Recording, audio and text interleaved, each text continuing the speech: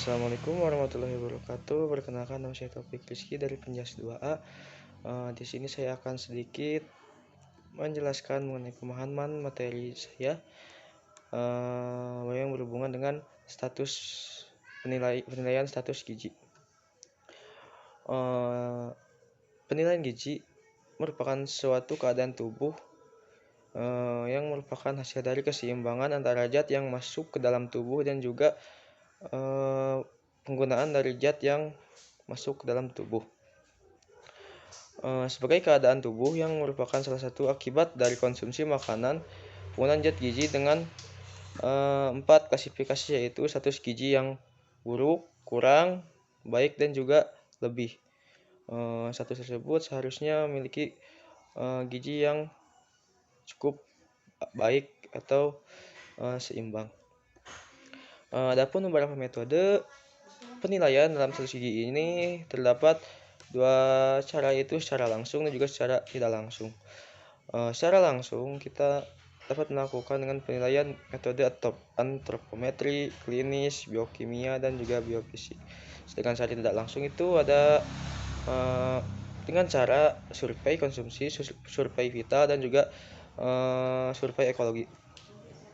Untuk metode antropometri, pengukurannya itu dilakukan dengan mengukur dimensi dan juga komposisi tubuh, yang bertujuan mengetahui penilaian status gizi berdasarkan ukuran tubuh menurut yang berdasarkan dengan usia dan juga komposisi dan masa tubuh. Pengukuran antropometri untuk mengetahui status gizi dengan cara mengukur masa tubuh, pengukuran linear, panjang, dan juga komposisi tubuh. Masa tubuh. Yang pertama itu cara menghitung masa tubuh dengan cara melakukan penimbangan. Penimbangan itu dilakukan dengan keadaan badan menggunakan pakaian seminim mungkin sehingga tidak mempengaruhi dari masa tubuh sebenarnya dari kita. Kemudian timbangannya juga harus memiliki keakuratan hingga sampai akurat sampai 100 gram. Ketelitian 100 gram. Kemudian panjang linear atau tinggi badan. Pengukuran ini dilakukan dengan cara berdiri tegap, biasanya menyender pada dinding supaya dapat berdiri secara vertikal atau tegak lurus dengan menggunakan pengukuran tingkat tinggi, stadiometer atau mikrotois. Kemudian panjang badan ini biasanya dilakukan untuk mengukur panjang atau tinggi dari suatu anak balita. Kemudian lingkar kepala yang sama seperti panjang badan yang selalu digunakan untuk mendeteksi atau mengukur kepala supaya dapat mendeteksi dari kelainan atau ukuran kepala bayi itu terlalu kecil. Kemudian lingkar dada, biasanya pada anak berusia 2 sampai 3 tahun, lingkar dada dan kepala dapat digunakan sebagai indikator penilaian kurangnya energi atau protein pada balita. Kemudian pita lila. Pita lila itu merupakan suatu alat ukuran pada lengan yang biasanya digunakan pada anak balita serta wanita usia muda atau subur. Kemudian tinggi lutut. Untuk pengukuran tinggi lutut ini dikhususkan pada orang tua atau manula, karena pada saat manula itu saat ingin mengukur tinggi badannya itu sulit, sehingga hanya bisa mengukur ketinggian menurut tinggi lutut. Nah, untuk contoh kasus dalam pengukuran massa komposisi tubuh, saya dapat diketahui dengan cara mengukur ketebalan kulit pada bicep, tricep, subscapula, suprailiaca.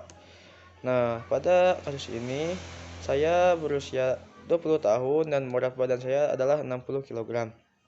Nah, untuk ketebalan yang saya sudah ukur, untuk tricep saya memiliki ketebalan 14 mm, kemudian bicep memiliki ketebalan 6 mm, kemudian subscapula saya memiliki ketebalan 16 mm dan juga suprailiakasnya adalah 23 mm. Jika dijumlahkan semuanya itu ada pada jumlah 60 mm, dan pada komposisi tubuh laki-laki dalam kilogram, jika umur laki-laki itu 17 sampai 29 tahun dan ketebalan kulitnya 60 itu 21,2%. Kemudian saya mengalihkan antara persentase dari lemak tubuh dikalikan dengan berat badan sehingga menghasilkan jumlah 13,5 kg. Nah, kemudian mengurangi jumlah lemak dalam berat badan tanpa lemak saya itu dengan cara mengurangi dari berat badan saya dikurangi dengan jumlah 13,5 kg sehingga menghasilkan 50,5 kg untuk komposisi tubuh saya tanpa lemak. Kemudian ada juga penilaian klinis. Penilaian klinis adalah metode yang biasanya digunakan masyarakat dengan menilai status jaringan secara fisik baik dalam kulit, mata, rambut, dan juga pada organ-organ dekat dengan permukaan tubuh. Ini sangat penting karena demi untuk menilai status gizi masyarakat secara kemudian tanda-tanda klinis kurang gizi.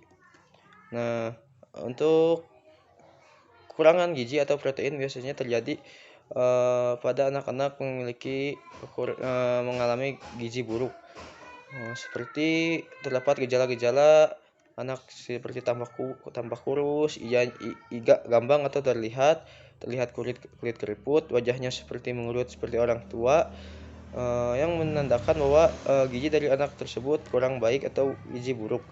Nah, kemudian penilaian biokimia.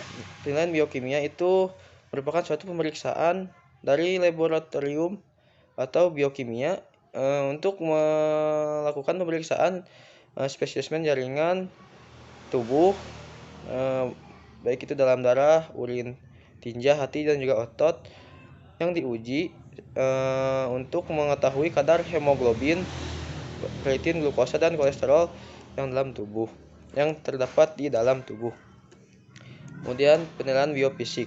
Biofisik adalah penentuan status gizi berdasarkan kemampuan fungsi dari jaringan dan juga perubahan otot jaringan dalam aktivitas kehidupan manusia. Mungkin sekian pemaparan materi saya, kurang lebihnya mohon dimaafkan. Terima kasih. Wassalamualaikum warahmatullahi wabarakatuh.